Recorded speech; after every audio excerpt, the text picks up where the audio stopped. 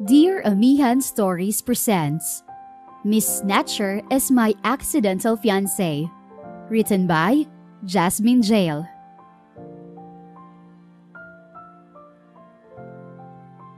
Hoy Kola, bakit hindi ka sumama sa operation kanina? Hinahanap ka ni boss. Mahina ang dilihensya kasi wala ka. Nagising ang diwa ni Kola matapos marinig ang boses ng kaibigan niya mula sa kanyang likuran. Kasalukuyan siyang nasa labas ng simbahan ng Quiapo at pinagmamasdan ang ilang batang naroroon. Ayoko nang mang-snatch, Jaysa. Gusto ko nang magbagong buhay. Nakatulala at parang wala sa sariling sawit niya. Anong sabi mo, Kola? Gulat na tanong ni Jaysa at mariin pang napatingin sa kanya. Mag-retire ka na sa pagiging snatcher. Akala mo ba ganun lang kadali ang iniisip mo? Siguradong hindi ka papayagan ni boss. Isa ka pa naman sa mahalagang miyembro ng grupo. Kapag wala ka, pilay na ang grupo. Apektado ang operasyon. Kaya nga, ipapakiusap ko sa'yo na huwag mong sabihin kay boss ang desisyon kong to. Maging sa iba pa nating kasamahan. Basta, sa ating dalawa lang to. Wika niya habang nakatingin ng diretso sa kaibigan. Wala namang problema sa akin. Alam mong maaasahan mo ko pagdating sa mga bagay na ganyan. Kaya lang, paano kung malaman ni boss at ipahanap ka? Tapos, matuntun ka. Siguradong malalagot ka sa kanya. Puno ng pag-aalalang sambit ni Jaysa. Hinding-hindi niya ako matutuntun, Jaysa. Dahil uuwi na ako sa bahay namin. Babalik na ako sa pamilya ko. Biglang lumungkot ang boses niya. Di ba nga, ayaw mo nang umuwi sa inyo dahil nasusuklam ka sa papa mo? Lumayas ka sa inyo kasi pinipilit ka nilang gawin ang isang bagay na ayaw mo naman. Kaya ka napunta sa grupo at naging tahanan ang mga kalye ng Maynila. Wika ng kaibigan niya. Nagpakawala muna siya ng isang malalim na buntong hininga bago siya sumagot. Tama ka, Jaysa. Naging tahanan ko na ang mga kalye ng Maynila. At kayo naging pamilya ko sa loob ng 3 taon. Wala naman akong problema sa samahan natin. Nagpapasalamat nga ako kasi tinanggap niyo ako sa grupo. Kahit noong una ay zero talent ako at palaging sumasablay. Kung ganun, bakit kumakalas ka na, Kola? Usisa nito sa kanya. Ang totoo, namimiss ko ng pamilya ko. Lalo ng mama ko, pati ang mga kapatid ko. Kahit lagi kong nakakabangayan ang mga yon. Habang nagsasalita, ay hindi niya napansin na may ilang butil ng luha na ang bumagsak mula sa kanyang mga mata. Agad naman siyang niyakap ni Jaysa at hinaplos-haplos ang likod niya. Pagkuway napansin niya na parang naluluhan na rin ito. Naiintindihan kita, Kola. Wika nito matapos kumawala sa pagkakayakap sa kanya. Nakakainggit ka nga kasi may pamilya ka pa, buong buo pa, samantalang ako, wala ng lahat, ulila ng lubos. Tuluyan na itong napaiyak habang nagsasalita. Agad naman niyang pinahid ang mga luha na umagos sa pisngi nito. Huwag kang mag-alala. Kapag naging okay na ako sa pamilya ko, kukunin kita. Seryosong saad niya. Hindi na kailangan, Kola. Okay na ako dito. Pamilya na rin ang turing sa akin ni boss kaya hindi mo kailangan mag-alala. Sagot nito habang binibigyan siya ng isang pilit na ngiti. Basta suportado kita dyan sa plano mo. Makipag-ayos ka sa pamilya mo habang maaga pa at hindi pa huli ang lahat. Salamat, Jaysa, ha? Muling nagyakapan ang magkaibigan. Aalis ulit mamaya ang grupo. Samantalahin mo na ang pagkakataon at umalis na rito. Ako nang bahala kapag ginanap ka ni boss. Seryosong wika ni Jaysa matapos nilang magyakapan. Nagkaplano rin pala ang grupo na maglaylo sa mga operasyon.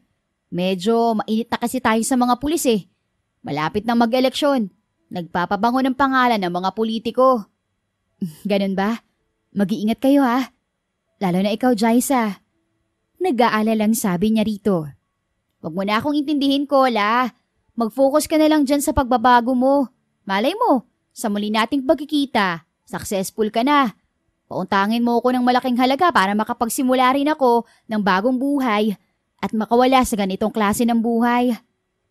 Nakangiting wika nito na parabang nagbibiro lamang.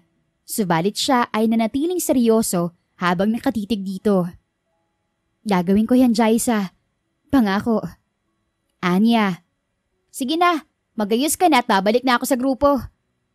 Paalam nito sa kanya at pagkatapos ay tumalikod na at naglakad palayo. Ginawa nga ni Cola ang iniisip na pagbabagong buhay. At ang unang hakbang ay ang umuwi sa kanilang bahay sa probinsya at makipag-ayos sa pamilya niya. Matagumpay siyang nakaalis nang hindi nalalaman ng grupo. Ngayon nga ay nasa probinsya na siya at kabababa lang mula sa bus. Palabas na siya ng terminal nang may napansin siyang isang lalaki. Nakahina-hinala ang kilos. Snatcher ang isang yun ah. Dahil bihasa siya sa pagiging snatcher, ay nahulaan niya agad ang gagawin ng lalaki at hindi nga siya nagkamali. Hoy! Sigaw niya matapos makita na nagtagumpay ang lalaki sa ginawa nitong krimen. Agad niya itong hinabol nang magsimula na itong tumakbo. Bakit sa dinabi-dami ng araw, ngayon pa talaga ako nakakita ng ganito? Ngayon ang unang araw ng pagbabagong buhay na gagawin ko. Kausap niya sa sarili habang hinahabol ang lalaking snatcher. Sa huli ay nahabol din niya ang snatcher at nabawi ang wallet na bigla nitong inagaw sa isang lalaki. Pagkatapos ay bumalik na siya sa lugar kung saan naganap ang krimen at hinanap ang may-ari ng wallet. Pero wala na ito roon. Tiningnan niya ang laman ng wallet para malaman ang pagkakakilanlan ng may-ari at may nakita naman siyang mga ID doon. Wala naman palang lamang pera to. Wala ring mga cards at expired na ang mga IDs. Kaya pala, hindi na nag-aksaya ng oras ang may-ari na bawiin ito. Bulong niya sa kanyang sarili matapos bosisiin ang laman ng wallet. Pagkuway may nahulog na isang bagay mula sa wallet. Isang lumang singsing pero halatang may sentimental value. Sa unang tingin pa lang niya ay sigurado siya na mataas ang kalidad niyon at siguradong pag-aagawa ng mga kolektor ng mga makalumang bagay. Ang ganda naman ito. Bagay kaya sa akin to? Namamanghang saad niya at pagkatapos ay isinuot niya ang singsing. Agad na lumapad ang ngiti niya nang magkasya iyon sa kanyang daliri. Wow! Bagay na bagay nga! Lubos ang kasiyahan ng wika niya. Ngunit ilang sandali lang ay bigla rin siyang nalungkot. Kaya lang, hindi naman sa akin to. Kailangan ko tong isauli sa may-ari. Pati ang wallet. Patuloy niya na sarili lang naman ang kausap. Dahil iyon ang unang araw ng pagbabagong buhay niya at ang gusto lang niyang gawin ay puro kabutihan, ay nagpasya siya na puntahan ng lalaki para personal na isauli ang wallet nito. Iisa lang naman ang address na nakita niya sa 3 ID na naroon. At ang kagandahan pa ay pareho sila ng probinsya. Taga Camarines din ang lalaki. Sa sur nga lang, samantalang siya ay sa norte. Si Kenneth Guzman baka mo ang hinahanap mo, iha? Pagkukumpirma ng Ale na napagtanungan niya matapos niyang bumaba sa bayan na nakalagay sa address ng lalaki mula sa mga ID nito. Nakangiti ito na parabang kilalang kilala nito ang lalaki. Siya nga po, ate. Agad niyang sagot. Sikat po ba siya rito at parang kilalang kilala niyo siya? Sinabi mo pa, iha. Napakabait ng batang yan at ang buong angkan nila ay kilalang matulungin sa bayan na ito. Lalo na kapag dinadaanan ng kalamidad ang probinsya. Buong pagmamalaking wika ng Ale. Pagmamay-ari ng pamilya nila ang nag-iisang mall sa bayan na ito. Dagdag pa nito. Saan ko po siya pwedeng makita? May ibibigay lang kasi ako sa kanya. Patuloy niya sa pagtatanong. Nasa dulo pa ang bahay nila, iha. Para makarating ka roon, kailangan mong sumakay sa tricycle. May nakalagay namang Guzman's Residence sa gate ng bahay nila, kaya madali mo yung makikita. At saka, kapag sinabi mo naman sa tricycle driver na roon ka pupunta, asahan mo na sa tapat mismo ng bahay ka ibababa. Nakangiti pang sagot ng Ale. Mabalos po, ate. Nakangiti ring sagot niya na ang ibig sabihin ay salamat. Pagkatapos ay tumalikod na siya rito at nagsimulang maglakad para maghanap ng tricycle. Naku, Bicolana ka rin pala. Pinahirapan mo pa akong magtagalog dito. Narinig pa niyang wika ng Ale, pero hindi na niya ito pinansin at napangiti na lang siya ulit.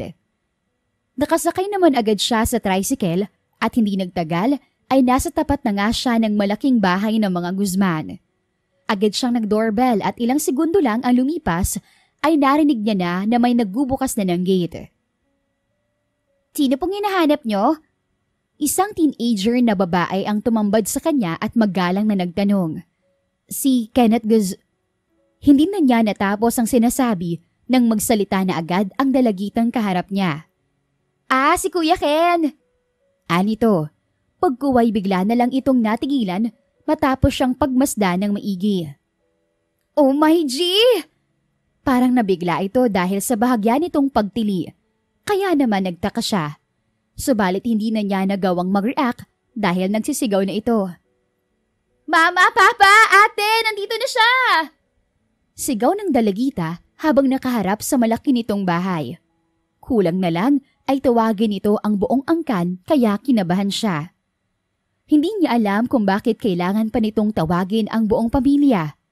Wala naman siguro iyong koneksyon sa pagiging snatcher niya sa Maynila.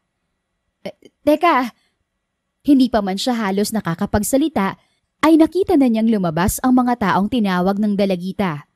Patungo ang mga ito sa kinaroroonan niya kaya bahagya siyang napaatras. Para bang isa siyang artista at ang mga ito ay mga fans na papalapit para dumugin siya. Siya na nga ba talaga yan? Tanong ng Ginoo habang sumusunod sa ginag na dire-diretsyong lumapit sa kanya at hinawakan ang kamay niya.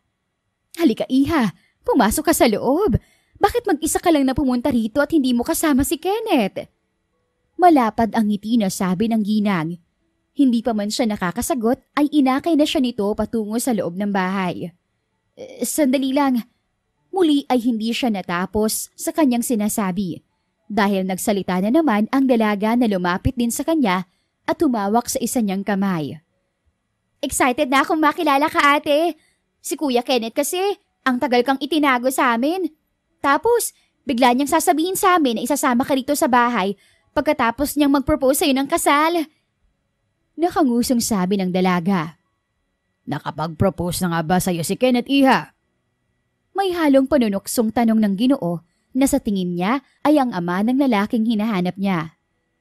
Ano bang klaseng tanong yan, Ador? Komento ng ginang at habang nagsasalita ito ay hinampas nito ng mahina ang lalaki. Obvious naman na nag-propose na ang anak natin sa kanya. Kaya nga, andito siya, di ba? Oo nga naman, Papa. Segunda ng dalagita. Teka lang. Hindi ko po maintindihan. Naguguluhan na rin talaga siya kung bakit ganoon na lang ang pagtanggap ng pamilyang iyon sa kanya. Bakit pinagkakagaluhan siya ng mga ito? Pasensya na kung ganito kami Iha. Agad na nagsalita ang ginang matapos nitong mapansin ang reaksyon niya. Excited lang po kami ate na makilala ang mapapangasawa na nag-iisang kapatid namin na lalaki. Malapad ang ngiti na sabi naman ng dalagita.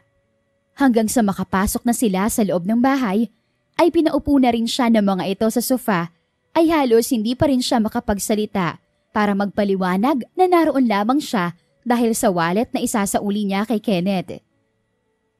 Teka Iha, kilala mo na ba kaming lahat dito?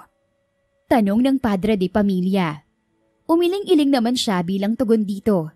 Parang nawalan na rin kasi siya ng ganang magsalita dahil lagi lang namang napuputol. Ito talagang si Kenneth oh? Bakit kasi itinago ka pa niya sa amin? Komento ng ginang at pagkatapos ay napabuntong hininga ito. Kasi nga po 'di ba, may pinili na kayo para kay kuya noon na mapapangasawa niya. Nakangusong sagot ng dalagang anak nito. Agad naman itong nakatanggap ng mahinang batok mula sa ina. Shh! Tumigil ka nga! Saway ng ginang sa dalagang anak. Binigyan naman niya ito ng pilit ng ngiti nang magkasalubong ang kanilang mga tingin. Ako nga pala si Ador Guzman, ang padre de pamilya sa bahay na ito. Pagpapakilala ng Ginoo habang nakangiti sa kanya. Ang aking may bahay, si Elizabeth. Ang pangalawa kong anak naman, si Kayla. At ang bunso. Ako naman po si Christine ate. Agad na sumabat ang dalagita. Puno ng excitement ang boses nito habang nagsasalita at ang mga ngiti ay halos umabot na sa tenga nito. Ikaw po ate, ano naman pong pangalan mo?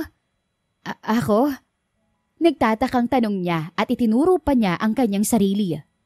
Naguguluhan siya kung pangalan ba talaga niya ang gusto nitong malaman. O baka pangalan ng babaeng tinutukoy ng mga ito na pakakasalan daw ni Kenneth. Kaya halos hindi niya alam kung anong isasagot. Ikaw nga po ate, kahit pangalan mo po kasi ayaw sabihin ni Kuya Kenneth sa amin. Masyado po siyang nagtampo nung maghanap sina mama at papa ng babaeng mapapangasawa niya. Agad na sagot ni Christine. Isa ka rin bunso, sabi ni Mrs. Guzman kasabay ng paghampas nito ng mahina sa braso ng anak. Magdahan-dahan nga kayo sa pagsasalita nyo at baka ma-offend itong si... ano nga bang pangalan mo, Iha? Balik nito sa kanya. Cola po, yun pong pangalan ko. Sagot niya sa mga ito matapos niyang magpasya na pangalan na lang niyang ibigay. Hindi rin naman niya alam kung sino talaga ang babaeng tinutukoy ng mga ito. Napagkamalan lamang siya ng mga ito at sobra siyang nagtataka kung bakit. Wow! Ang unique naman ng pangalan mo ate! Malapad ang ngiti na komento ni Christine. At sa unang tingin ko pa lang sa'yo, alam ko na super bait ka. Siguradong magkakasundo tayong tatlo ni na ate Kyla. Napalingon siya kay Kyla na halos abot tenga rin ang ngiti. Ngayon pa lang ate Cola, sasabihin ko na sa'yo na makulit talaga tong si Christine, kaya masanay ka na sa kanya. Paalala ni Kyla sa kanya. Hindi pa man siya nakakasagot ay nagsalita na naman si Christine at hinawakan pa ang kamay niya. Ano pong talent mo ate Cola? Talent? Nagtatakang tanong niya. Opo ate, talent po. Nakangiti pa ring sagot nito. Sumayaw. Yan ang talent ko. Sumayaw. Sagot niya. Yung pakikipagpatintero sa mga taong nai-snatchan niya na para bang sumasayaw ang unang pumasok sa isip niya. Kaya pagsasayaw ang isinagot niya rito, kahit hindi naman talaga siya magaling sumayaw. Tigilan niyo na ang pangungulit sa kanya, Christine, Kyla. Saway ni Mrs. Guzman sa mga anak. Mabuti pa, ipaghandaan niyo muna ng makakain nitong si Cola at baka nagugutom na. Huwag na po, busog pa naman ako. Agad niyang tanggi sa sinabi ng ginang. Ang totoo po ay kailangan ko ng... Hindi na naman niya naituloy ang gagawin sanang pagpapaalam at pagsasabi ng totoong dahilan kaya siya naroroon. Dahil nagsalita na naman agad si Mrs. Guzman, kasabay ng paghawak nito sa isa niyang kamay. Alam mo ba na ang singsing na ito ay galing pa sa mga naunang Guzman? Naipasa sa mama ni Ador hanggang sa mapunta sa akin. Pagkukwento ni Mrs. Guzman habang hawak pa rin ang isa niyang kamay at pinagmamasdan ang singsing na nasa daliri niya. Ngayon ay lubos na niyang naiintindihan kung bakit napagkamalan siya ng mga ito na kasintahan ng anak na lalaki. Dahil pala sa singsing na suot niya sa kanyang daliri. Nawala na sa isip niya at nakalimutan ng tanggalin. Basta kung sino ang unang babaeng nadadagdag sa pamilya Guzman, sa kanya napupunta ang singsing na yan. Si Mr. Guzman naman ang nagsalita. Nag-alala na nga kami ni Beth noon ang wala pang ipinapakilalang babae sa amin si Kenneth. Akala ko noon, hindi na namin maipapasa ang singsing na ito. Kaya nga naisipan na namin na kami na lang ang maghanap ng babaeng mapapangasawa niya. Kaya lang, nagtampo siya sa amin. Ayun, naghanap ng mauupahan sa kabilang bayan at lumipat doon. Ngayon lang uli siya babalik dito. Kasabay ng biglaan niyang pag-aanunsyo na may ipapakilala siyang babae sa amin na siyang pakakasalin niya. Pagpapatuloy ni Mrs. Guzman. Pasensya na po, pero ang totoo po talaga ay pumunta po ako rito para isauli ang singsing kay Kenneth. Sa anak niyo po. Seryosong wika niya at sa magalang din na boses. What, Ate Cola? Halos magkasabay pang magsalita sina Kyla at Christine na agad napatingin sa kanya at bahagyang namilog ang mga mata. Teka, Iha, bakit mo isasauli ang singsing kay Kenneth? Nag-away ba kayo? Kaya ba pumunta ka rito ng mag-isa lang at hindi kasama si Kenneth? Sunod-sunod na tanong ni Mrs. Guzman. Napansin niya rin na biglang lumungkot ang ekspresyon ng mag-asawa. Nawala ang sobrang excitement na nakita niya kanina sa mga ito. Hindi naman po talaga kasi ako ang may-ari ng singsing at hindi ko rin po ito deserve. Seryoso pa rin ang boses na sabi niya. Pagkatapos ay tinanggal na niya ang singsing sa kanyang daliri at inabot iyon sa ginang na nasa tabi niya. Kayo na lang pong magbigay kay Kenneth. Kailangan ko na po kasing umalis at umuwi sa bahay namin. Pagpapatuloy niya. Teka iha, hindi ba pwedeng pag-usapan niyo muna ni Kenneth kung ano man ang problema ninyo? Pigil sa kanya ni Mrs. Guzman at pagkatapos ay muli nitong ibinalik ang singsing sa kanya. Hintayin mo na munang dumating si Kenneth. Si Mr. Guzman naman ang nagsalita na para bang ayaw rin siyang payagan na umalis na lang ng basta. Tawagan mo nga ang kuya mo, Kyla. O kaya chat mo. Sabihin mo, bilisan at umuwi na agad dito. Baling nito sa anak. Chat ko po siya, Papa. Agad na sagot ni Kyla, kasabay ng pagkuha sa cellphone nito. Pagkatapos mag-chat ay agad naman itong nakatanggap ng sagot at muli itong bumaling sa ama at nagsalita. Malapit na raw po siya, Papa. Hintayin mo na lang siya, iha. Huwag ka munang umalis hanggat hindi kayo nagkakausap ni Kenneth. Baling naman sa kanya ni Mr. Guzman. Kailangan ko na po kasing umuwi sa amin. Sinubukan pa rin niyang ipilit ang gusto niya, ngunit parang ayaw talaga siyang pakawalan ng mga ito. Hanggang sa marinig niya ang malakas na sigaw ni Christine. Nasa labas na po si Kuya! Dumating na siya! Pagkatapos magsalita ay lumapit ng muli si Christine sa kanila. Napatayo naman ang mag-asawa, maging si Kyla, at hinihintay na makapasok ang lalaki. Anong meron? Bakit ganyan ang itsura ng mga mukha ninyo? Nagtatakang tanong ni Kenneth habang naglalakad palapit sa kanila. Hindi nagbago ang malungkot na ekspresyon ng mga magulang at mga kapatid ng lalaki. Kaya lalo itong nagtaka. Hanggang sa mabaling sa kanya ang tingin nito. Sino siya? Kunot noong tanong nito na ngayon ay nasa harap na nila. Anak, kung ano man yung hindi pagkakaunawaan sa pagitan yung dalawa, pag-usapan niyo muna. Mali na isipin niyo na paghihiwalay agad ang solusyon sa kung ano man ang problema sa relasyon ninyo. Seryosong wika ni Mrs. Guzman na lumapit pa kay Kenneth at hinawakan ito sa kamay. Anong paghihiwalay ang sinasabi mo, ma? At sino ngang babaeng to? Mas lalo pang tumindi ang pagtataka sa ekspresyon ng lalaki at kitang-kita niya iyon. Siya naman ay napapailing na lang.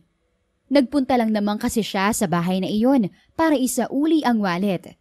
Kasama na ang singsing sa lalaking ito na nagngangalang Kenneth Guzman. Kailangan talaga nilang mag-usap ng sila lang dalawa, Mama. Pabulong na wika ni Kyla na narinig din naman niya. Sige na, Kyla. Christine, pumasok muna kayo sa kwarto ninyo. Utos ni Mr. Guzman sa mga anak na babae. Pagkatapos ay sa asawa naman ito bumaling. Halika na, Han. Iwan na muna natin ang dalawa para makapag-usap sila ng maayos. Pagkatapos magsalita ay inakay na nito ang asawa at naglakad palayo sa sala. Hanggang sa silang dalawa na lang ni Kenneth ang naiwan doon. Ano nangyayari rito? Sino ka at anong kailangan mo sa amin? Kumpronta ni Kenneth sa kanya. Matigas ang boses nito at mariinding nakatitig sa kanya.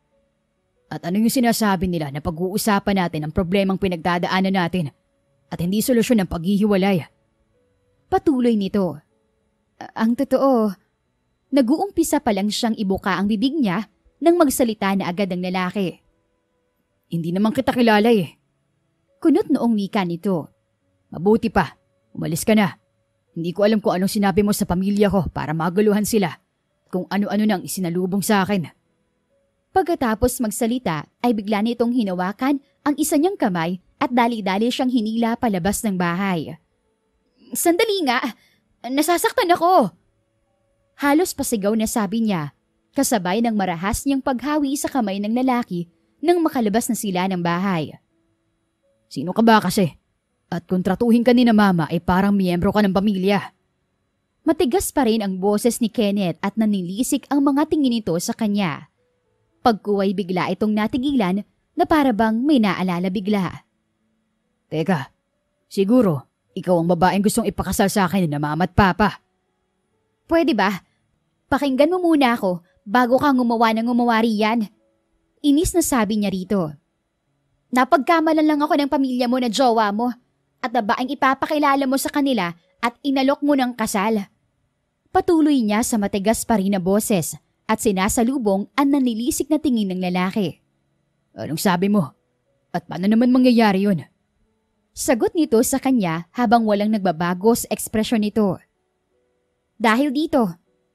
Sagot naman niya kasabay ng pag-abot niya ng singsing dito.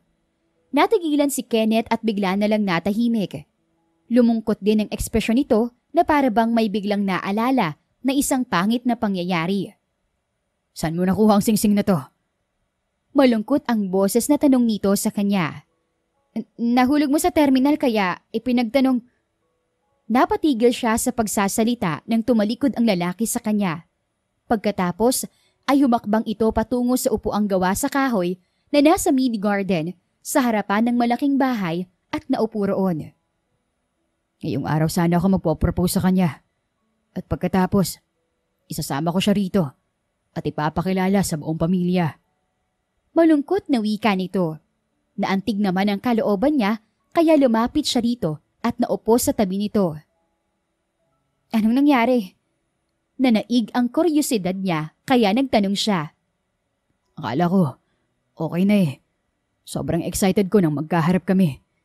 Kaya lang, nakipagkita lang pala siya sa akin para makipaghiwalay.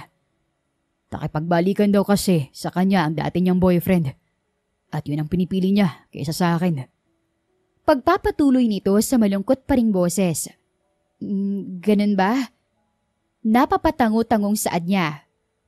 Pasensya ka na kung napagkamalan ka ng pamilya ko. Mahinahon na ang boses na wika nito matapos nitong humarap sa kanya. Saglit silang nagkatitigan at nakita niya sa mga mata nito ang sobrang kalungkutan. Masyado nitong dinadamdam ang pakikipaghiwalay na ginawa ng ex nito. Parang naluluha na rin ito, halatang pinipigilan lang. Makulit pa naman ang mga yan. Lalo na mga kapatid kong babae. Malamang kung ano-ano nang sinabi nila sa'yo. Tama ka, pero okay lang naman sa akin. Sagot niya rito at ngumiti rin siya ng bahagya. Sinubukan ko namang magpaliwanag sa kanila. Kaya lang, nauna na kasi yung excitement nila kaya halos hindi na ako makapagsalita. Dagdag pa niya. Sabi ko na nga ba?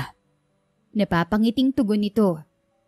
Matagal na kasi nila akong kinukulit na ipakilala sa kanila ang girlfriend ko at isama rito sa bahay. Nagdadalawang isip lang ako kasi nga napapansin ko sa ex-girlfriend ko na parang hindi naman seryoso sa relasyon namin at mukhang ayaw pa namang lumagay sa tahimik. Noong isang araw lang nang sabihan niya ako na mag-usap kami ng masinsinan. Naisip ko na perfect ang pagkakataong na yun para mag-propose na ng kasal sa kanya. At kahit hindi ako sigurado sa magiging resulta, sinabi ko na sa buong pamilya ko na isasama ko siya rito. Pagkukwento nito sa kanya habang napapailing dahil sa pagkadismaya. Umaasa ang buong pamilya mo na makikilala nila ngayon ang babaeng pakakasalan mo. Kaya pala, ganun na lang ang pagtanggap nila sa akin. Wika niya sa malungkot na boses.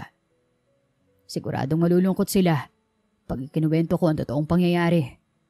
Matagal na nilang hinihintay ang araw na to na makilala ang babaeng nagugustuhan ko at pakakasalan balang araw. Ani Kenneth, kailangan mong sabihin sa kanila ang nangyari. Sa mga ganitong uri ng sitwasyon ka dapat lumalapit sa pamilya para madamayan ka nila. Hindi mo pwedeng solohin ang lungkot at sakit na nararamdaman mo ngayon. Seryoso at galing sa kaibutura ng puso na payo niya rito. Gusto pa sana niyang haplusin ang likod nito, pero nagdalawang isip siya at baka kung ano pang isipin nito. May naisip ako. Anito nang tila ba may plano na biglang nabuo sa isip. Seryoso rin itong bumaling sa kanya. Since akala naman ng pamilya ko ay ikaw ang babaeng ipapakilala ko sa kanila at pakakasalan ko, baka pwedeng ituloy mo muna ang pagpapanggap. Ano? Gulat na tanong niya matapos marinig ang huling sinabi nito. Kahit ilang araw lang, 2 o 3 araw, huwag lang masirang excitement at kasiyahan na nararamdaman nila. Pagpapatuloy ni Kenneth. I am willing to pay. No! Mariin niyang pagtutol dito. Hindi ako pwedeng magtagal dito. As you can see, may sarili rin akong buhay. May mga gagawin din akong importante. At higit sa lahat, kailangan ko nang umuwi sa amin dahil matagal na akong hinahanap ng pamilya ko. Okay lang naman kung ayaw mo. Sagot ni Kenneth kasabay ng biglang pagdilim ng ekspresyon nito. Ang dami mo nang sinabi riyan. Dugtong nito sa pabulong na boses pero malinaw pa rin niyang narinig. Kasi nga, hindi pwede. May diin ang bawat salitang binitiwan niya. Tayo na nga sa loob at nang masabi na natin sa kanilang totoo. Para makaalis ka na rin at makauwi ka na rin sa inyo. Parang may pagdadabog na sabi ni Kenneth. Pagkatapos ay naglakad na ito papasok sa loob ng bahay. Napabuntong hininga na lamang siya at pagkatapos ay napailing. Nakapasok na ang lalaki sa loob nang magsimula siyang maglakad para sumunod dito. Wala ang pamilya nito sa sala. Malamang nasa kusina o kaya ay sa dining area dahil doon nagmumula ang mga ingay na naririnig niya. Ilang sandali pa'y nakita niya ang papalapit sa kanya na si Christine. Nagkausap na po ba kayo ni Kuya Kenneth? Agad na tanong ni Christine matapos nitong makalapit sa kanya at hinawakan pa ang isa niyang kamay. Pagkatapos ay inakay na siya nito patungo sa dining area. Oo, nag-usap na kami ni Kenneth. Sagot niya rito. Bakit malungkot pa rin si Kuya? Muling tanong ng dalagita. Hindi na siya sumagot at nagpatuloy lang sa paglalakad. Hanggang sa makarating na sila sa dining area, nakaupo si Kenneth na malungkot ang ekspresyon at para bang pinagsakluban ng langit at lupa ang mundo nito. Kaharap nito ang ama na malungkot din ang muka, samantalang ang ina naman ay parang wala sa sariling naghihiwa ng sibuyas. Si Kyla naman ay lukot ang muka na nag-i-scroll sa cellphone nito. Marahil ay nasabi na ni Kenneth sa mga ito ang totoo at nakapagpaliwanag na rin. Tumikim siya kaya napunta sa kanya ang atensyon ng lahat. Nakatingin ang mga ito sa kanya at naghihintay ng kanyang sasabihin. Subalit hindi niya magawang ibuka ang kanyang bibig dahil hindi rin niya halos alam kung paano magsisimula. Pero bakit nga ba siya namumroblema? Kung nakapagpaliwanag naman na si Kenneth, then wala na siyang ibang gagawin kundi lumabas mula sa bahay na iyon at umuwi na sa kanila. Maghihiwalay na po ba talaga kayo ni Kuya Kenneth? Sayang naman po, all out pa naman kung magmahal si Kuya. Si Christine na sa tabi pa rin niya ang nagsalita. At alam mo po ba Ate Cola, ikaw ang pinakaunang babae na isinama o inimbitahan ni Kuya Kenneth dito sa bahay. Kaya nga po, ang saya-saya namin kanina nung nakita ka namin sa gate pa lang ng bahay. Hindi pa rin siya makapagsalita. Hindi niya alam kung anong isasagot sa bunsong kapatid ni Kenneth. Mukhang hindi pa nagsasabi ng totoo ang lalaki sa mga ito. Mukhang siya ang hinihintay nito na magsabi sa pamilya nito tungkol sa totoong nangyari. Bakit siya? Hindi naman niya yun problema. Nang magsalubong ang mga tingin nila ni Kenneth, ay tiningnan niya ito ng masama. Ang totoo. Humarap siya kay Christine at nagsimula na sanang magsalita nang marinig niya ang boses ni Kenneth. Kaya naman napatigil siya at muling hinarap ang lalaki. Hindi mo ba talaga ako bibigyan ng isa pang pagkakataon? Nagpaliwanag naman ako sa'yo at alam mo kung anong sitwasyong meron ako ngayon. Sinusubukang humirit ni Kenneth, kaya napangiti siya ng bahagya. Natawa siya ng slight sa itsura nito na para bang magkarelasyon talaga sila at kapag umalis siya, ay katapusan na ng mundo para rito. Oy! Ngumingiti na si Ate Cola! Biglang sambit ni Christine. Ibig sabihin po ba, binibigyan mo na si Kuya ng isa pang pagkakataon at magiging okay na ulit kayo? Patuloy nito na puno ng pananabik ang boses. Lumapad din ang ngiti ng ama ni Kenneth at maging ang isa nitong kapatid na si Kyla ay muling bumalik ang sigla. Ang ina naman nito ay napakabang ng kaunti palapit sa kanya, pero mukhang nagdadalawang isip pa rin na tuluyan siyang lapitan. Napagtanto niya na para bang hindi nga maganda kung bigla niyang sasabihin ang totoo sa gitna ng kasiyahan at excitement ng mga ito. O sige, payag na ako. Seryosong wika niya habang nakatitig kay Kenneth. Payag ka nang magstay ka na muna rito? Agad namang tanong ni Kenneth sa kanya. Mag-i-stay ako rito ng 3 araw. Anya, dahilan para tuluyan ng lumapad ang ngiti ni Kenneth na para bang nabawasan ang bigat na dinadala nito. Yay! Salamat Ate Cola! At pinakinggan mo pa rin si Kuya Kenneth. Malapad ang ngiti na sabi ni Christine. Napayakap pa ito sa kanya dahil sa sobrang tuwa. Basta, wag ka na ulit magtitiwala sa kung sino-sinong babae ha? Wika niya nang magsalubong ulit ang mga tingin nila ni Kenneth. May kasama sanang pangaasar ang sinabi niyang iyon, pero parang hindi naman na-gets ng lalaki. Alam mo naman na selosa ako at dati rin akong taga-Miterian. Saang banda ang Miterian? Kunot noong tanong ni Kenneth. Basta, anya at pagkatapos ay inirapan niya ito. So, mag-i-stay ka rito ng 3 araw, tama ba Ate Cola? Pagkukumpirma ni Kyla sa kanya. Tama ka Kyla, yan ang request ni Kenneth. Agad na sagot niya rito. I-chat kong ibang pinsa natin. Iimbitahan ko na pumunta rito para makilala nila si Ate Cola.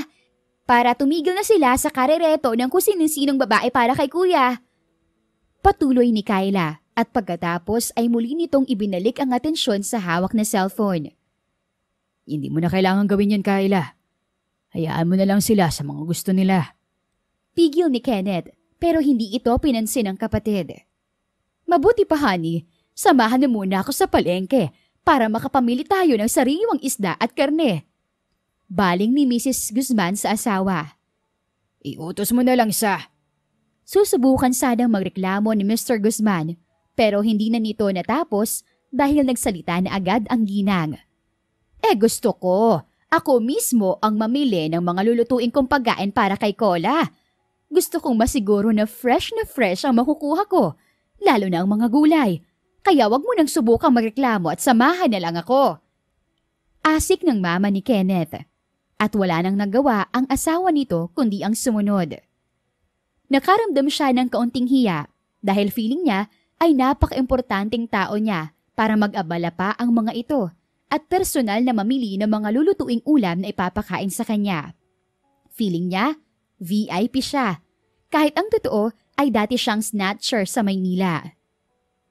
Halika't sasamahan kita sa magiging kwarto mo. Alok sa kanya ni Kenneth. Hindi pa man siya nakakasagot ay kinuha na nito ang isa niyang kamay at hinila siya patungo sa kwarto na sinasabi nito. Pagdating nila sa loob ay agad niya itong tiningnan ng masama. Baliw ka ba? Dito mo ko gustong matulog sa kwarto mo? Anong akala mo sa akin? Porket pumayag ako sa pakiusap mo, iisipin mo na napayag na rin akong sumiping sa'yo? No way! Matigas ang boses na sabi niya rito. Hoy ano ba? Magdaan-dahan ka nga ng pananalita mo at baka marinig ka ng mga kapatid ko. Saway nito sa kanya. Naisip ko lang naman na mas convincing ang pagpapanggap mo kung dito ka rin sa kwarto ko matutulog. Pero hindi naman tayo magtatabi. Sa kama ka, tapos ako sa lapag. Hindi pwede. Period. Matigas ang boses na sabi niya rito. O ayaw mo, pwede namang sa sofa ako matulog. Tapos dito ka sa loob. Hirit pa nito. Hindi rin pwede. Mariin pa niyang sagot. Anong gusto mo? Saan mo ako gustong matulog? Napapakamot na sa ulong wika nito. Basta hindi rito sa kwarto mo. Ayoko rito. Ibang nararamdaman ko. Parang may masamang enerhiya ako na sasagap. Sagot niya at pagkatapos ay naglalakad na siyang muli palabas. Agad namang sumunod si Kenneth sa kanya at hinawakan siya sa kamay. Subalit hindi na nito nagawang magsalita nang makita si Christine na papalapit sa kanila. Ate Cola, pwede bang doon ka nilang sa kwarto ko? Marami akong papakita sa'yo. Agad na sabi ni Christine matapos nitong makalapit sa kanila at hinawakan pa ang isa niyang kamay. Perfect! Agad naman niyang sagot, kasabay ng paghawak niya sa magkabilang balikat ni Christine. Tara na, asan ba ang kwarto mo? Inakay na siya ng dalagita patungo sa kwarto nito. Sandali. Susubukan pa sana ni Kenneth na pigilan siya, pero hindi na niya ito pinansin at nagpatuloy lang sa paglalakad. Hanggang sa makarating sila sa loob ng kwarto ni Christine. Maayos ang naging trato sa kanya ng pamilya ni Kenneth. Itinuring talaga siya ng mga ito na bagong miyembro ng pamilya. Lalo na ang bunsong si Christine na napaka-sweet sa kanya. Bagaman lagi siya nitong kinukulit na turuan itong sumayaw dahil pangarap daw nitong makapasok sa isang girl group. Ang problema kasi ay wala naman talaga siyang talent sa pagsasayaw. Ganito na lang, Christine. May kilala ko na hindi lang magaling sumayaw, kundi magaling din kumanta. Pag nakausap ko na siya, babalik kami rito at ipapakilala kita sa kanya. Matutulungan ka niya sa pangarap mo na makapasok sa isang girl group. Kahit nga sa K-pop, kaya kanyang ipasok. Anya sa bunsong kapatid ni Kenneth habang nakangiti. Talaga, Ate Cola? Abot tenga ang ngiti na sagot ni Christine. Napatalon-talon pa ito dahil sa sobrang tuwa habang hawak ang dalawa niyang kamay. Matutupad ng pangarap ko na maging P-pop artist! Sure yan, Christine. Basta magtiwala ka lang sa sarili mong kakayahan. Agad niyang sagot dito. Salamat, Ate Cola! Napayakap pa si Christine sa kanya habang nagsasalita. Ang inisyal na plano na 3 araw lang na pamamalagi niya sa bahay ng mga Guzman ay na-extend pa dahil sa sobra na rin siya nag-e-enjoy. Masarap kasama ang mga kapatid ni Kenneth at sobrang kasundo niya ang mga ito. Maging ang mga magulang nito ay palagi rin niyang nakakakwentuhan. Nagbabahagi sa kanya ng mga masasayang pangyayari sa buhay ng mga ito bilang mag-asawa. Ganoong bonding ng pamilya ang pinapangarap niya na hindi niya naranasan sa sariling pamilya. Maraming salamat sa iyo Nagising ang kanyang diwa nang marinig niya ang boses ni Kenneth mula sa likuran niya. Kasalukuyan siyang nasa labas ng bahay at nakaupo sa upuang gawa sa kahoy na nasa mini garden. Ilang sandali pa'y nasa tabi na niya ito at naupo. Nag-e-enjoy naman ako Sagot niya rito. Ibabalik ko na nga pala sa ito. Patuloy ni Kenneth, kasabay ng pag-abot nito ng singsing sa kanya. Napagalitan ako ni Mama. Bakit daw nasa akin pa to? Hindi na nito hinintay pa na sumagot siya at kinuha na nito ang kamay niya at isunuot ang singsing. Pang-5 araw mo na rito bukas. Tumigil muna ito sa pagsasalita. Pagkatapos ay bumuntong hininga. Tutuloy ka na ba sa pag-uwi sa inyo? I have to. Agad na sagot niya rito. Kailangan ko na rin magpakita sa pamilya ko. Tungkol sa pamilya mo? Ayaw mo bang magkwento? Wala namang maganda sa pamilya ko. Hindi mo rin magugustuhan kapag nalaman mo ang background ko. Kaya okay na yung hanggang dito lang ang pagkakakilala natin sa isa't isa. Sagot niya rito sa malungkot na boses. At hindi na rin ito nangulit pa. Parang may importanteng sasabihin si Kenneth pero nagdadalawang isip ito. Nilingon niya ito at nagsalubong ang kanilang mga mata. Ano kaya kung totohanin na natin itong pagpapanggap na ginagawa natin? Anong ibig mong sabihin? Seryosong tanong niya rito. Ang relasyon natin. Ikaw, bilang girlfriend ko. Pwede kitang ligawan. Kung okay lang sa'yo. Boto naman sa'yo ang mga magulang ko. Seryoso pa ring wika ni Kenneth. Bakit? Nagkakagusto ka na ba sa akin kaya gusto mo na akong ligawan? Dapat ay biro lang ang mga salitang binitawan niya. Pero bakit sobrang seryoso ng lalaking kaharap niya? Bumilis tuloy ang tibok ng puso niya. Sa maikling panahon na nagkasama tayo, alam mo ba na kahit paano, napasaya mo ko. Ang laking tulong ng presensya mo para unti-unti kong makalimutan ng ex-girlfriend ko. At ang sakit na dinulot niya sa akin. Hindi ko pa naman totally nakakalimutan. Pero magandang simula to para sa akin. Seryoso pa rin ang boses na wika ni Kenneth. Ang mga magulang ko at mga kapatid, sobrang natutuwa rin na kasama ka. Pagpapatuloy nito. Umiwas na siya ng tingin nang mapansin niya na tila pabilis na ng pabilis ang pagtibok ng puso niya. So, yes. Nakakahiya mga aminin. Pero, unti-unti na ako nahuhulog sa'yo, Cola. Pasensya na. Marupok talaga ang puso ko Madaling mahulog sa katulad mong sobrang bait at masarap kasama. Good vibes lang lagi ang hatid mo sa amin. Nagpatuloy pa rin si Kenneth sa pagsasalita. Hindi na niya ito nilingon dahil sa pangambang baka kiligin na siya ng tuluyan kapag muling nagsalubong ang mga mata nila. Tapos sasabayan pa nito ng mabubulaklak na mga salita. Sorry, napasobra yatang daldal ko.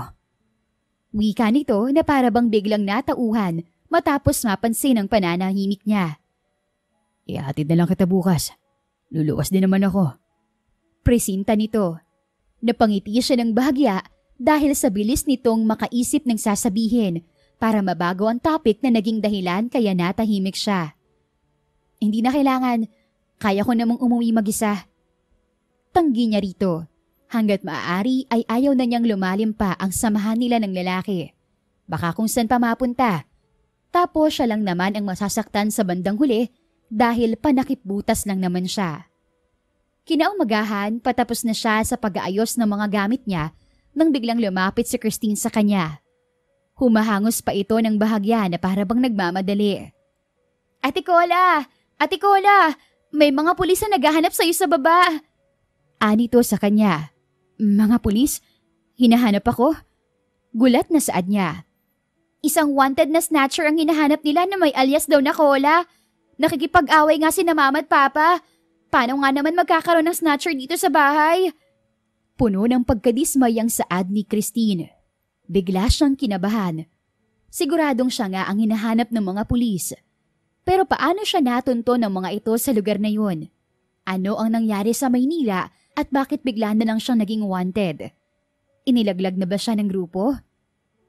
Mabuti pa Ate Cola, bumaba ka na para harapin ang mga pulis na yon. Ipamukha mo sa kanila na mali ang napuntahan nilang bahay. Patuloy ni Christine. Pagkatapos ay hinawakan na siya nito sa kamay at sinimulang akayin palabas ng kwarto. Teka sandali, ibababa ko ng mga gamit ko para hindi na ako umakyat dito mamaya. Wika niya at hinayaan naman siya ng dalagita na bitbitin ang traveling bag niya. Hanggang sa makababa na sila at dumiretso sa sala paharapin ang 3 pulis na naroon. Ikaw nga ang Cola na hinahanap namin. Deklara ng isang pulis matapos siyang pagmasdan nito ng maigi. Pagkatapos magsalita ay kinuha nito ang larawan mula sa pantalon nito at ipinakita sa kanila. Siya ang nasa picture. Kaya nasiguro niya na siya ang hinahanap ng mga ito. Nanlaki ang mga mata ng mag-asawang Guzman na kanina ay nakikipag-away pa sa mga pulis matapos makita ang picture. Maging si Kenneth ay halos hindi rin makapaniwala sa nakita. Napatingin ito sa kanya at puno ng pagtataka ang ekspresyon nito. Nahuli na ang grupo nila noong isang araw nang subukan nilang biktamihin ang isang congresswoman. Tanging siya na lang ang nananatiling malaya. Nakipag-ugnayan na sa amin ang mga pulis sa Maynila at kumpirmasyon na lang ang hinihintay nila. At nang magtanong-tanong kami, may nakapagturo sa amin na narito siya. Pagpapaliwanag ng pulis. Diyan tayo magkakagulo, sir. Bakit napasama si Cola sa insidenteng yan? 5 araw na siyang nandito sa bahay. Pagtatanggol ni Kenneth sa kanya. Okay. Malakas ang alibay niya at nagawa agad niyang makapunta rito sa probinsya. At dito pa talaga niya naisipang tumuloy sa bahay ninyo, Mr. Guzman. Giit ng pulis. At sobrang layo rin ang Maynila sa Camarines. Imposible naman yata na pagkatapos ng krimen ay makapunta agad siya rito. Patuloy pa rin ni Kenneth sa pagtatanggol sa kanya. At inuulit ko, sir, 5 araw na rito si Cola, kaya imposible na kasama siya sa sinabi mong insidente. Hindi pa namin alam kung anong ginawa niya para makalusot sa batas. Pero may malakas kaming ebidensya na magpapatunay na kasama nga siya sa malaking grupo ng mga snatchers sa Maynila. Patuloy pa rin sa pagmamatigas ang pulis. At ano naman ang ebidensya ninyo? Agad na tanong ni Kenneth. Isa sa mga nahuli namin ang kumanta at ibinigay ang lahat ng pangalan ng kasali sa grupo nila. Si Jaisa Segovia. Kaibigan mo siya, di ba? Pahayag ng pulis habang nakatingin sa kanya. Natigilan siya at mas lalo pang kinabahan. Naisip niya na baka ay nilaglag na rin siya ng kaibigan niya. Hindi agad siya nakasagot kaya nagpatuloy sa pagsasalita ang pulis. Siya nagbigay ng larawan mo sa mga pulis sa Maynila at iba pang detalye tungkol sa pagkakakilanlan ninyo. Siya rin ang nagbigay ng tip kung saan probinsya ka maaaring matagpuan. Kilala mo ba ang taong yun na sinasabi nila? Si Kenneth ang nagtanong na ngayon ay seryosong nakabaling sa kanya. Hindi siya sumagot at umiwas lang ng tingin sa lalaki. Totoo nga na inilaglag na siya ng babaeng itinuturing niyang kaibigan. Tingnan niyo ang bag niya at baka may makita pa tayong karagdagang ebidensya. Utos ng pulis sa dalawa nitong kasama habang itinuturo ang traveling bag na hawak niya. Sumunod ang dalawang pulis pero agad din siyang umalma. Teka lang po. Wika niya habang inilalayo ang bag sa dalawang pulis na lumapit sa kanya. Mukhang hindi naman po yata tama ang ginagawa ninyo, sir. Agad ding nagreklamo si Kenneth at pumagitna pa ito sa kanya at sa mga pulis. Kung talagang wala siyang tinatago, hahayaan niyo kami na inspeksyonin ang bag niya. Ang pulis na kanina pa daldal ng daldal ang nagsalita. Hayaan mo na sila, Kenneth. Seryoso at matigas ang boses na sabi ni Mr. Guzman. Mukha namang walang itinatago si Cola eh. Kaya hayaan mo nang inspeksyonin nila ang bag niya. Sa pagkakataong iyon ay sa kanya na nakatingin ang matanda. At pakiramdam niya ay parang nagsisimula na itong magduda sa kanya. Sumunod naman si Kenneth at hinayaan ang mga pulis. Siya naman ay wala nang nagawa pa. Matapos halughugin ang laman ng kanyang bag, ay may inilabas ang mga ito na isang bagay na nagpawindang sa mundo nilang lahat. Ano ito? Wika ng pulis na may hawak na wallet sa pagmamay-ari ni Kenneth. Wallet ko yan. Paanong? Nagtatakang saad ni Kenneth. Nireport mo to sa estasyon na nawawala gawa ng may snatcher na humablot nito, di ba? Tanong ng pulis kay Kenneth. Oo, pero... Bumaling sa kanya si Kenneth na halatang naguguluhan pa rin sa kung ano talaga ang totoong sitwasyon. Paano napunta sa yung wallet ko? Ang sabi mo, napulot mo lang ang singsing, di ba? Magpapaliwanag ako. Seryosong sagot niya habang nakatingin kay Kenneth. Ano pa bang paliwanag ang kailangan? Iyan ang ebidensya na nagpapatunay na snatcher talaga siya. Agad na kontra ng madaldal na pulis habang nakabaling ng tingin kay Kenneth. Ano ba talaga ang totoo, Iha? Ang ama ni Kenneth ang nagsalita at seryoso ang ekspresyon nito habang nakatingin sa kanya. Ang totoo po talaga ay... Nagsisimula pa lang siyang magsalita nang biglang sumabat ang pulis na madaldal na para bang ayaw na nitong marinig ang paliwanag niya. Ang mabuti pa, sumama ka sa amin, Cola. Huwag mo nang hintayin, nakalad ka rin ka pa namin. Matigas ang boses na sabi ng pulis. Teka lang, sir. Baka nakakalimutan nyo. Nandito kayo sa bahay namin at wala kayong dalang mga papeles kundi yung larawan na hawak ninyo. Inis na wika ni Kenneth habang pinanilisika ng tingin ang mga pulis. Huwag ka nang makialam, Kenneth, at baka madamay ka pa. Pigil ni Mr. Guzman sa anak nito. Hayaan mo na lang na dalhin siya ng mga pulis at sa presinto na lang siya magpaliwanag. Baka pwede pong mapakinggan muna natin ang paliwanag ni Ate Cola. Suwisyon ni Kyla na hindi naman tinutulan ng ama nito. Sige, pakinggan natin ang paliwanag niya.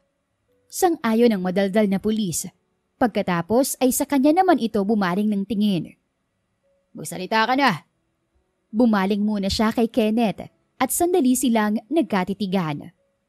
Tumango ito na para bang ipinaparating sa kanya na nagtitiwala ito, na handa nitong tanggapin anuman ang totoo sa pagkatao niya. Totoo na, isa kong snatcher. Kasamahan ko yung mga nahuli nila at kaibigan ko si Jaisa. Pagtatapat niya kay Kenneth at sa lahat ng naroon sa loob na nakakarinig sa kanya. Pero nagdesisyon na ako magbago. Kaya nga umuwi ako rito sa probinsya para bumalik sa pamilya ko at magsimula ng panibagong buhay. Kaya roon sa huli nilang operasyon, hindi na ako nakasama kasi nandito na ako sa probinsya. Patuloy niya sa pagpapaliwanag. Natigilan si Kenneth at hindi agad nakapagsalita. Ang pamilya naman ito, maliban kay Christine, ay biglang dumilim ang ekspresyon. Para bang sa isang iglap lang ay biglang nawala ang tiwala ng mga ito sa kanya. Susmiyo naman, Kenneth. Nagdala ka rito sa bahay ng ganyang klaseng tao. Huwag mong sabihing all this time, hindi mo alam ang tunay niyang pagkatao. Puno ng pagkadismayang sabi ni Mr. Guzman at may halo ring paninermon sa anak nito. Ang totoo po, hindi talaga kami magkakilala ni Cola. Pinakaisapan ko lang siya na magpanggap bilang girlfriend ko dahil nasa kanya ang singsing. Tang babaeng ipapakilala ko sana sa inyo ay nakipag-break sa akin sa mismong araw na dapat magpo-propose ako. Pagpapaliwanag ni Kenneth sa mahinahong boses. So snatcher nga siya. Siya ang kumuha ng wallet mo kasama ang singsing. Tapos sinamantala niya ang sitwasyon para makapagtago siya rito sa bahay natin. Lalo pang tumindi ang pagkadismayang nararamdaman ngayon ng ama ni Kenneth. No, Dad. Maniwala kayo. Hindi ganyan ang sitwasyon. Patuloy pa rin si Kenneth sa pagtatanggol sa kanya. Ang totoo po, binawi ko lang ang... Hindi na niya natapos pa ang sasabihin sana nang magsalita na agad si Mr. Guzman. Sige na mga sir, kunin niyo na siya. Isama niyo na sa presinto. Matigas ang boses na sabi ni Mr. Guzman. At ikaw, Kenneth, huwag ka nang makikialam. Huwag mong dalhin ang pamilya natin sa kahihiyan. Pero pa, susubukan pa sanang umapela ni Kenneth pero tumalikod na ang ama nito at naglakad palayo. At sumunod naman agad ang mama nito. Okay lang, Kenneth. Wala namang problema sa akin kung makulong ako. Kailangan talaga siguro ito para makumpleto ang pagbabago na gusto kong gawin. Seryosong wika niya. Hinawakan pa niya ang isang kamay ni Kenneth at bahagya itong kinabig para mabaling ang atensyon nito sa kanya. Pero wala ka namang... Hindi na niya ito pinatapos pa sa pagsasalita at nagsimula na siyang humakbang palabas ng bahay. Ate Cola! Naiiyak ng wika ni Christine. Nangingilid na rin ang mga luha niya kaya hindi na niya ito nilingon at baka tuluyan pa siyang maiyak. Pinagsakay na siya ng mga pulis sa sasakyan na gamit ng mga ito at agad nang pinaandar iyon. Batid niya na nakatingin si Kenneth at ang mga kapatid dito sa papalayong sasakyan. Kaya hindi na siya lumingon pa. Baka lalo lang siyang malungkot dahil sa hindi magandang paghihiwalay nilang iyon. Teka, saan niyo ako dadalhin? Nangangambang tanong niya nang mapansin niya na parang iba ang daan na tinatahak nila. Lagpas 30 minutos na rin ang nakakalipas pero hindi pa rin sila nakakarating sa presinto. Wala naman siguro kayong planong isalvage ako. Huwag ka nalang maingay riyan, Cola. At baka marindi kami sa'yo. At isalvage ka talaga namin. Sagot sa kanya ng isang pulis na hindi niya alam kung seryoso ba o nagbibiro lang. Hindi na siya nagsalita pa. Hanggang sa mapansin niya na naroon na sila sa sarili niyang bayan. Kaya naman nakahinga siya ng maluwag at nakasiguro na wala namang balak ang mga ito na patayin siya. Nang makababa sila, ay agad na lumapit ang mga pulis na nakaduty sa estasyon na pinagdalhan sa kanya. Pagkatapos ay itinurn over na siya sa mga ito at bumalik ulit ang mga pulis na nagdala sa kanya sa sasakyan ng mga ito at umalis. Maligayang pagbabalik sa bayan natin. Sai, Cola, Soberano. Nakangiting pagbati ng hepe ng mga pulis sa estasyon na iyon matapos nitong makalapit sa kanya. Sa likod naman nito ay ang isang figura ng maotoridad at makapangyarihang tao sa buong probinsya nila, ang gobernador. Hindi ko lubos sa kalain na sa ganitong sitwasyon pa tayo magkikita. Puno ng pagkadismayang sabi ng gobernador habang pinanilisikan siya ng tingin. Mabuti na lamang at ako nakahuli sa grupo ninyo kaya nagawan ko ng paraan. Kung ibang maimpluwensyang tao, nako, sigurado talagang makukulong ka. Ang congresswoman sa distrito nila ang nagsalita na naroon din pala para salubungin siya. Ikaw palang nakahuli kina Jaisa. Halos pabulong na wika niya. Kaya pala, napilitan si Jaisa na kumanta. Malamang, tinakot mo. Patuloy niya habang nakanguso. Ano pang hinihintay mo riyan, Cola? Pumasok ka na sa kotse at nang makauwi na tayo sa bahay. Maotoridad ang boses na sabi sa kanya ng gobernador. Ikulong mo na lang po ako, hepe. Wika niya na sa hepe ng pulis siya nakabaling ng tingin. Siguradong mas matinding parusa ang matatanggap ko kapag pinasama mo ko kay Daddy. Aba talagang bata ka. Akmang hahampasin siya ng tungkod na hawak ng ama niya pero agad siyang nakapagkubli sa likod ng hepe. At ang kapatid naman niya na congresswoman ay agad na pinigilan ng ama. Ako na pong bahala sa kanya, Daddy. Sa kotse na lang po kayo magintay at baka ma-high blood na po kayo dahil sa kapilyahan nitong si Cola. Habang nagsasalita ang kapatid niya ay inalalayan na nito ang ama nila patungo sa kotse nito. Nang makapasok na ang matandang gobernador ay bumalik na ulit ang kapatid niya at humarap sa kanya. Kola, please, magbehave ka na.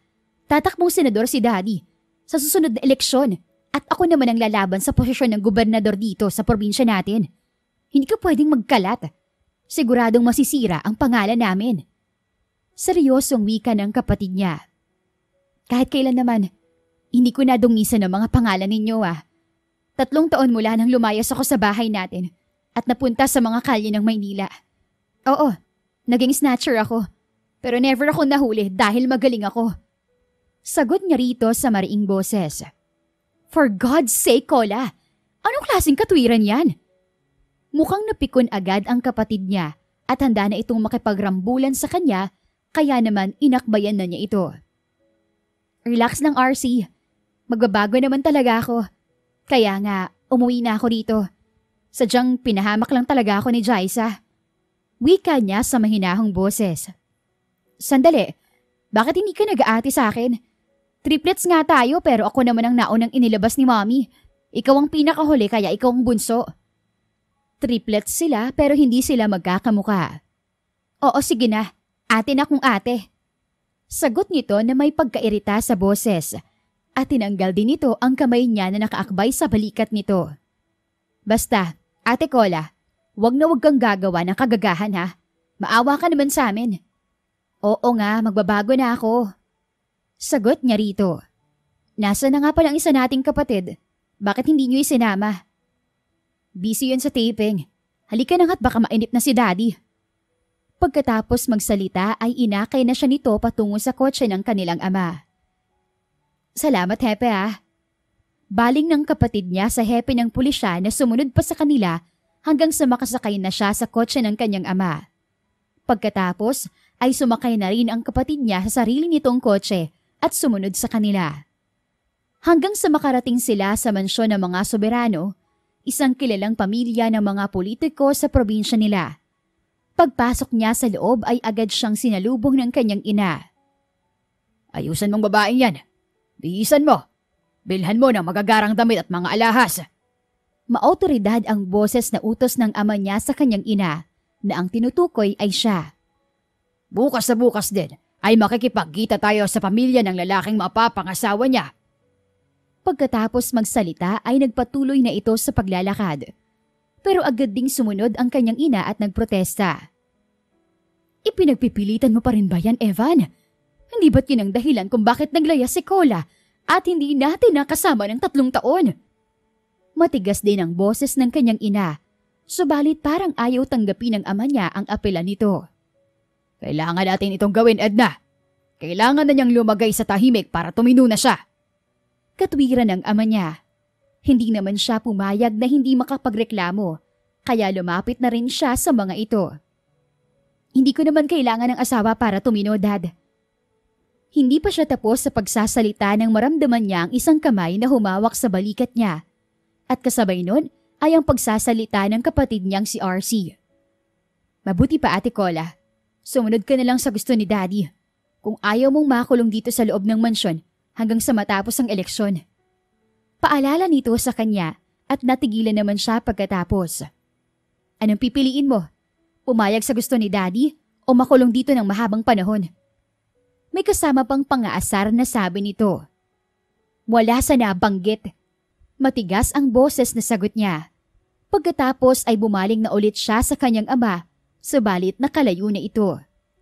Kinaumagahan ay pinilit nga siya ng kanyang ama sa gusto nitong mangyari. Kahit ilang beses na siyang tumanggi.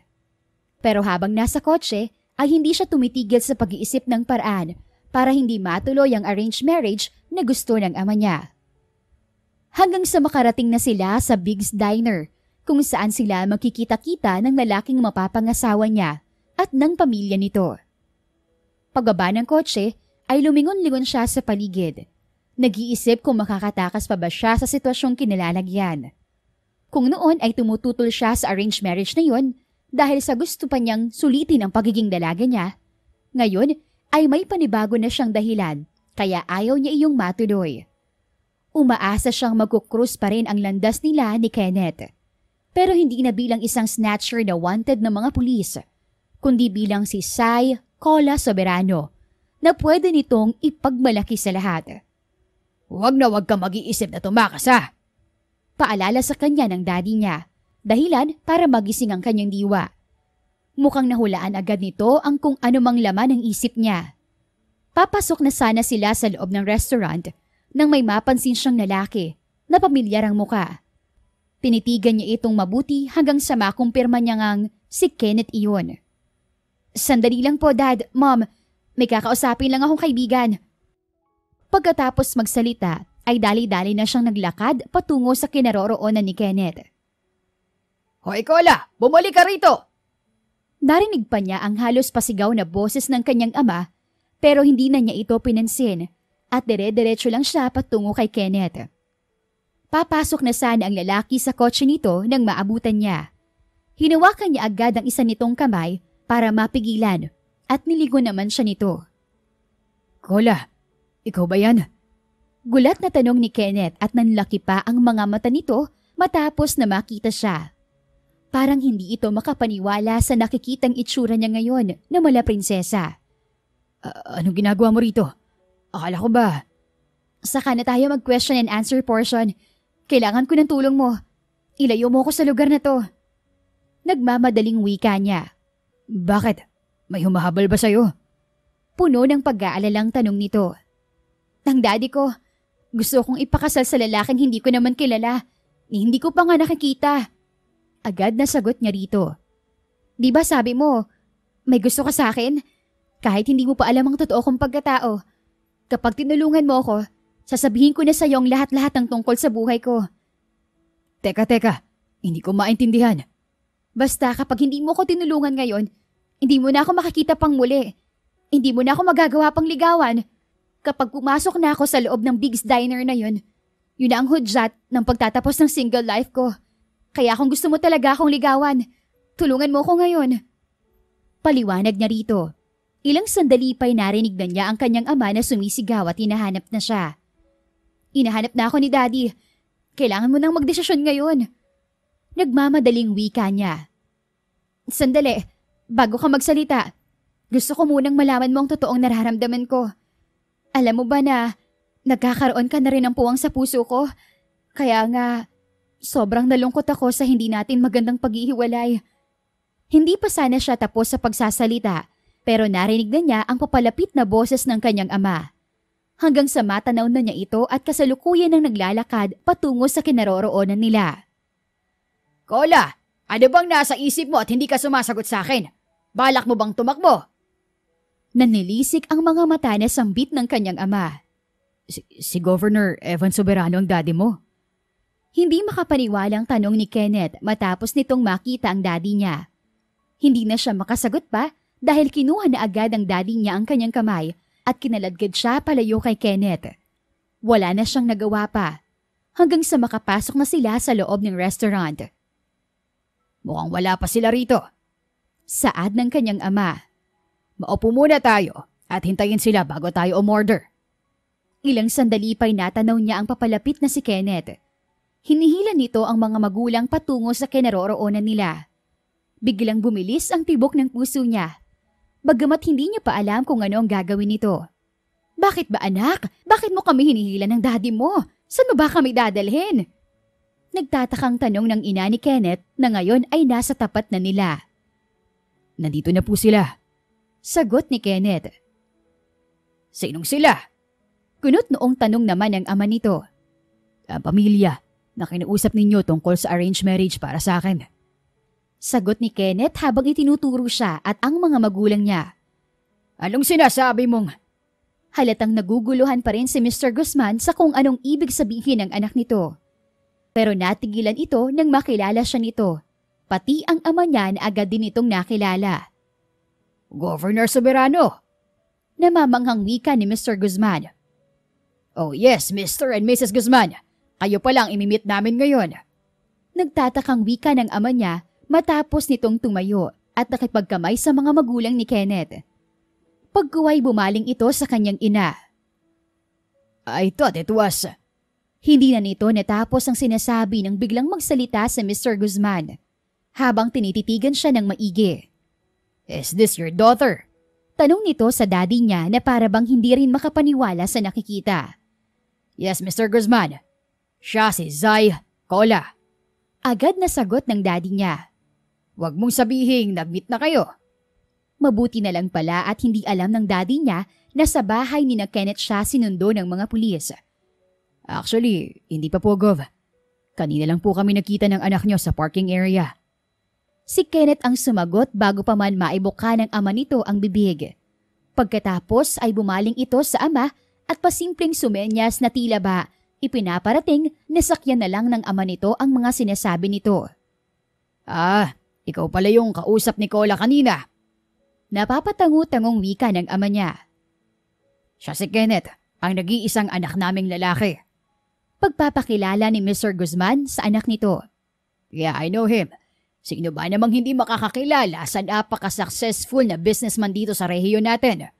Bata pa siya pero mataas na ang narating. Pero ang talaga nakakabilib sa kanya ay pagiging down-to-earth niya pa rin kahit malayo na ang narating niya sa buhay. Papuri ng ama niya kay Kenneth.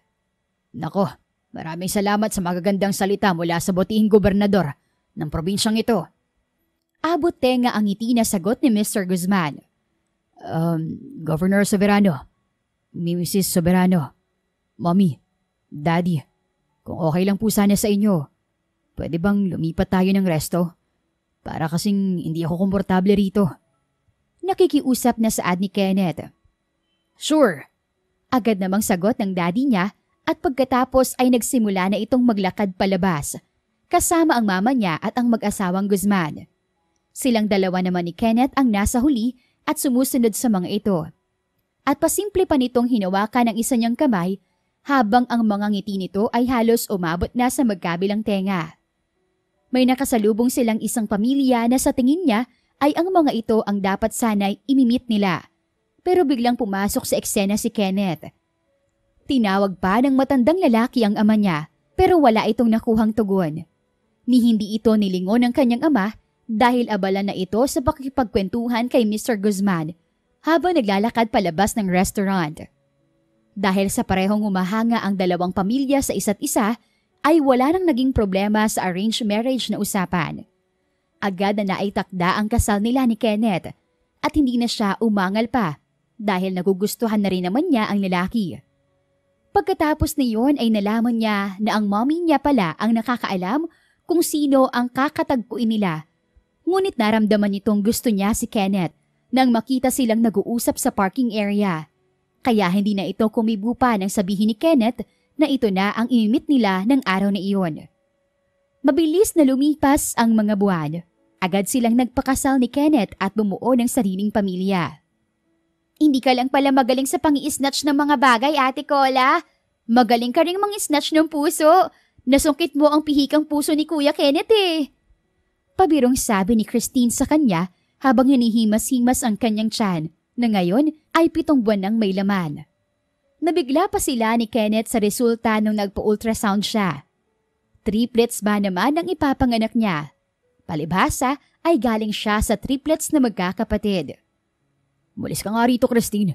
Kita mo na nagmo-moment kami ng asawa ko. Bulyaw ni Kenneth sa kapatid nito. Pagkuway kinuha nito ang tsinelas at takmang babatuhin si Christine.